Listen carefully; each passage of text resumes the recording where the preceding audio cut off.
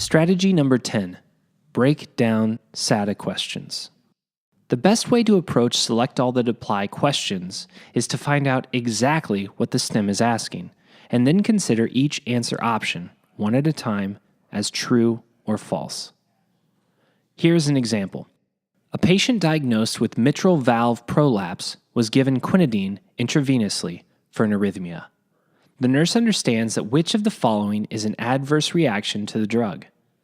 The STEM is asking which of these is an adverse reaction to IV quinidine. As true or false statements, the answer choices may then be evaluated as follows. Abdominal cramping is an adverse reaction to IV quinidine. True or false? True. Lightheadedness is an adverse reaction to IV quinidine. True or false? True. Muscle weakness is an adverse reaction to IV quinidine. True or false? False. Ringing in the ears is an adverse reaction to IV quinidine. True or false? True. Frequent watery diarrhea is an adverse reaction to IV quinidine. True or false? True. You must select each one that is correct.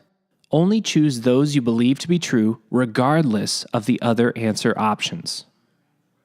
One exception, the NCSBN states that SATA questions will always have at least 2 correct answers. So always double check that you have chosen at least 2 correct answers.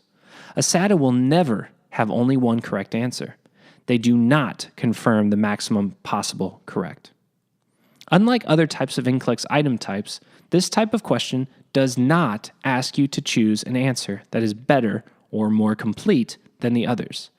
Each answer should be evaluated on its own and not chosen based on the validity of the others. Bonus tip. Pay attention to whether the question is looking for an assessment or intervention or the most therapeutic response, etc. Narrow the options down using the ABCs or Maslow's hierarchy of needs. But remember, actual problems before chronic or potential problems.